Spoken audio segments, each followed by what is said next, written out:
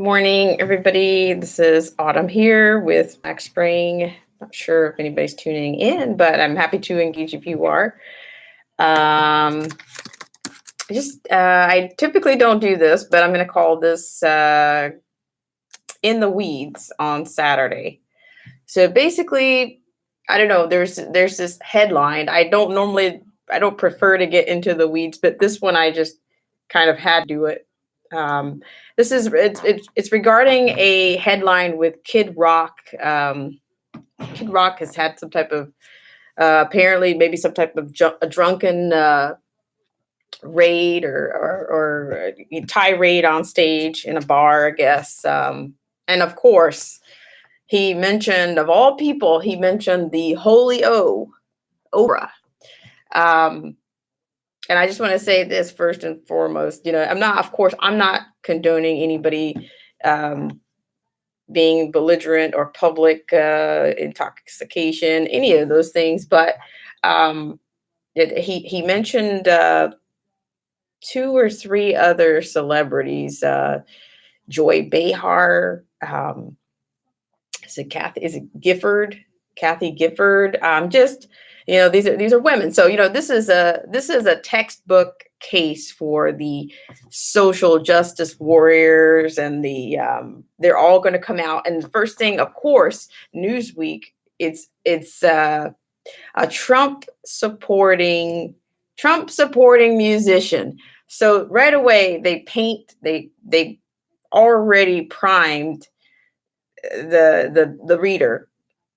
They've already inferred that this person, if he's a Trump supporter, he must be like the most despicable whatever in the world. Okay, so I don't all the details. Of course, I think there's been maybe some type of long-standing issue with Oprah and Kid Rock. I'm just going to say, from this standpoint, the logic for everything on the left seems to be, why would you say that his rant was racist? But everything's racist. I mean, is it because she's black? Is it because she has power? They don't really apply any logic to it's not based on facts. It's just because they say it, they declare it, they put it out there, and that's it. They don't have to provide any reason or factual basis for anything that they say about anything or anybody that supports Trump or that's on the right.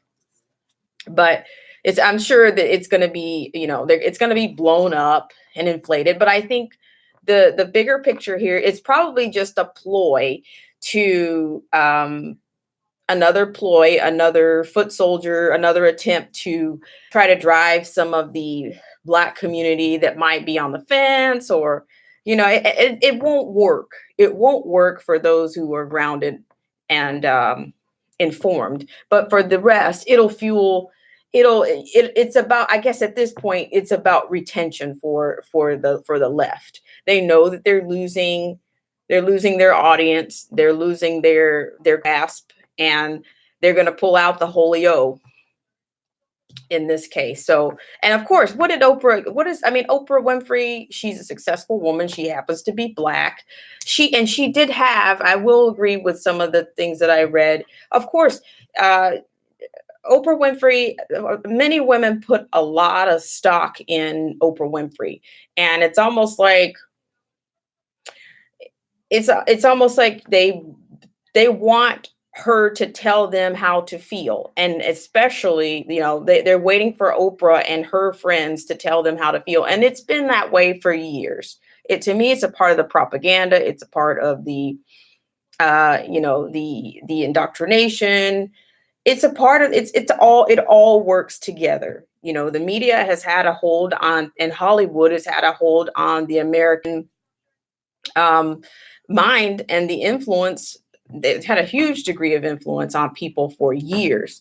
And of course, who's had some of the most influence? And of course, even now, the only thing I can think of, what has she given us? She's given us, her favorite things. This time of the year, I'm not a big Oprah person, a supporter. She's given, I mean, she's given us free cars. She gave us, and then, oh my gosh, how could you forget? She also gave us Obama. So I think that was that was her final gift. So in many ways, you can find, I can break this down into, I think that's why they kind of call her like the Holy O, because, I think she kind of she ushered in what is people might refer to as the New World Order. And in fact, I was reading a few years ago.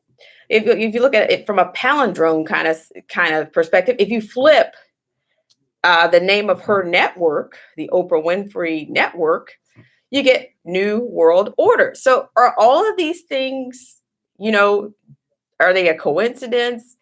Are they nefarious because they may be related or not? I don't know. But I think Kid Rock is basically, this was probably he's just, it's a political season. And of course, we just finished Thanksgiving, and I'm sure there's all kinds of conversations that that have gotten under many people's skin. And the only way, they can come out about it is, of course, you have the truth juice when you drink, and things, you talk about things that are, that you want to talk about. You want to vent, you want to get something off of your chest. I'm not advocating for his behavior or his belligerence or any of the lewd things that he said. I disagree, of course, with his behavior, but I'm thinking, there's something behind, everything. There's not, things are motivated, people are motivated by things. And I think his motivation is more substantive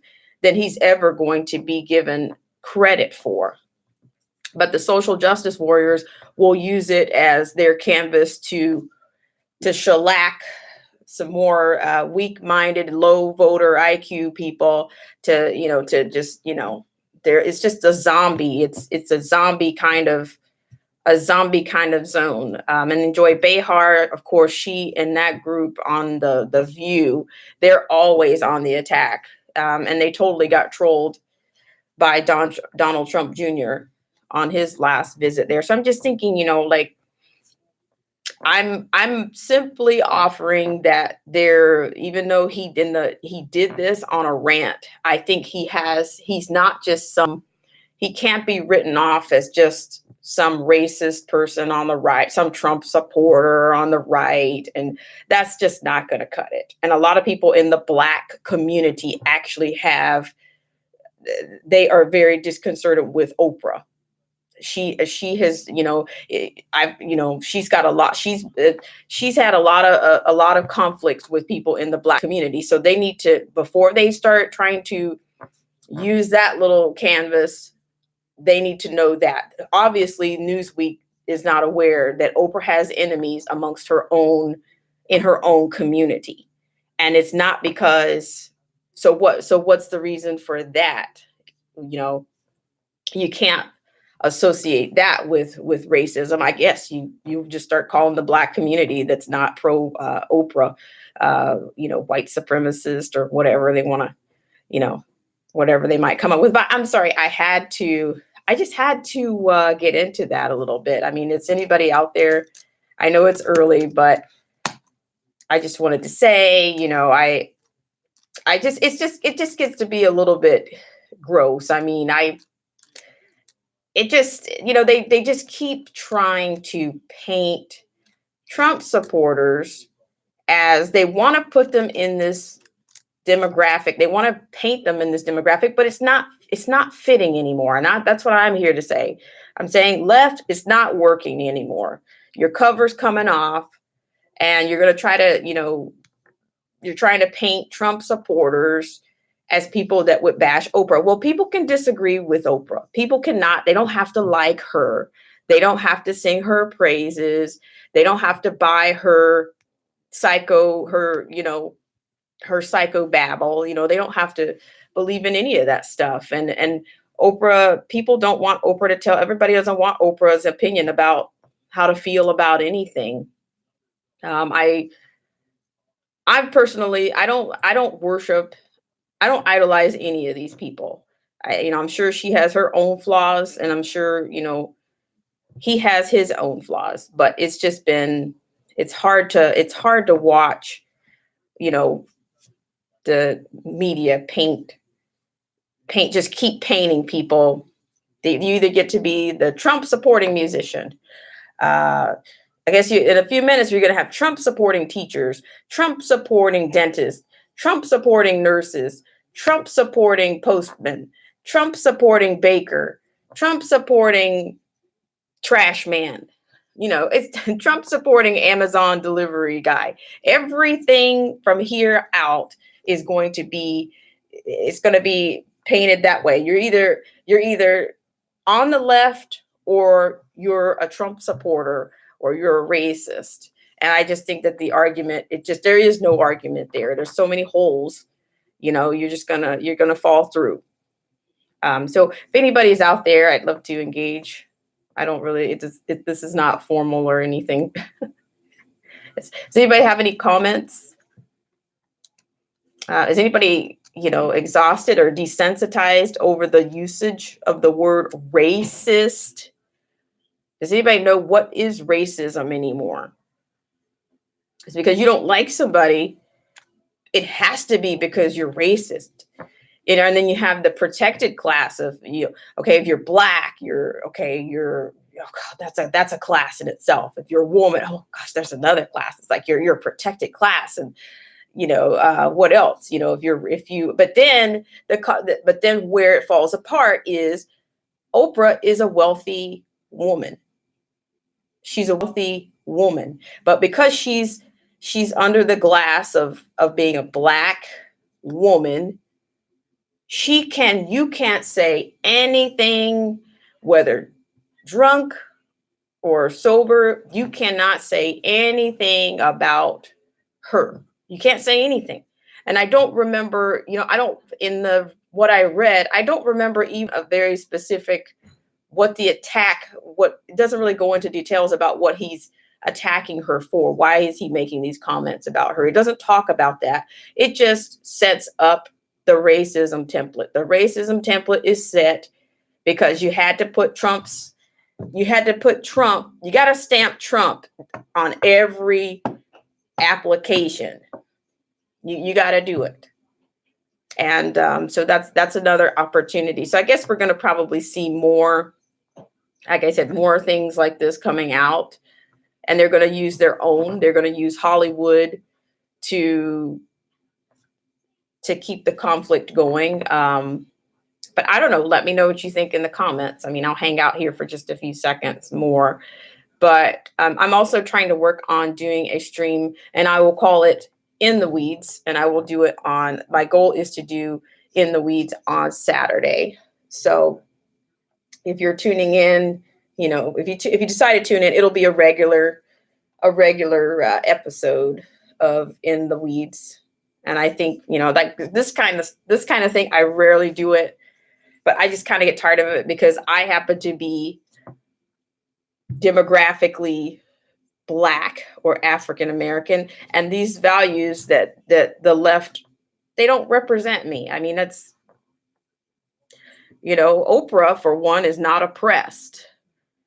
Like how long, what is the expiration date on victimhood and oppression for any of these groups? For what is it? Does anybody, I welcome anybody to give me, what do you think? And then of course, another thing is, if I'm talking about Oprah, but then Joy Behar, she's pretty nasty. She's